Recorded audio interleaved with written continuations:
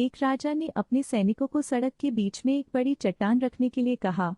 चट्टान को बीच सड़क में रखवाकर राजा ने अपने सैनिकों से छुपकर उस चट्टान पर नजर रखने के लिए कहा कि देखना उस चट्टान को रास्ते से कौन हटाता है। लोग उस जगह पर आते रहे और जाते रहे, लेकिन किसी ने भी उस चट्टान को रास्ते से हटाने की कोशिश नहीं की।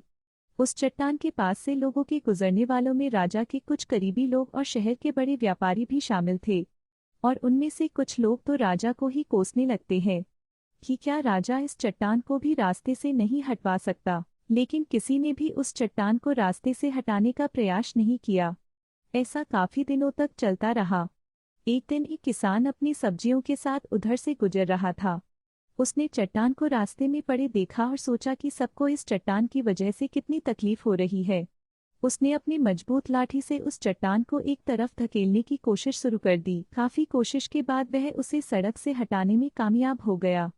चट्टान रास्ते से हटाने के बाद किसान अपनी सब्जियों को उठाकर जाने ही वाला था कि अचानक उसकी नज़र एक पोटली पर गई जो ठीक उसी जगह पड़ी थी जहां से उसने वह चट्टान हटाई थी। उसने उस पोटली को खोलकर देखा तो उसमें सोने के कई सिक्के थे, और उन सिक्कों के साथ राजा का एक संदेश भी था जिसमें लिखा था कि ये सोने के सिक्के उनके लिए है जो इस चट्टान को रास्ते से हटाएगा। दोस्तों, बिल्कुल ठीक इसी तरह हम सबके लाइफ में भी कई परेशानियां आती है। कुछ लोग उन परेशानियों से बचकर निकल जाते हैं और कुछ रास्ता बदल देते हैं, और चंद लोग ठान लेते हैं उन परेशानियों का हल निकाल लेने की, और ऐसे ही लोग मुश्किलों में संभावनाएं और संभावनाओं में छिपे अवसर खोज लेते हैं। मजबूत इरादे और नेक दिल के साथ किए गए कोशिशों के परिणाम हमेशा ही अच्छे आते हैं। इसलिए जीवन के परेशानियों से घबराओ मत, बल्कि उन परेशानियों को हल करने की कोशिश करते हुए जीवन सफर में आगे बढ़ते रहो।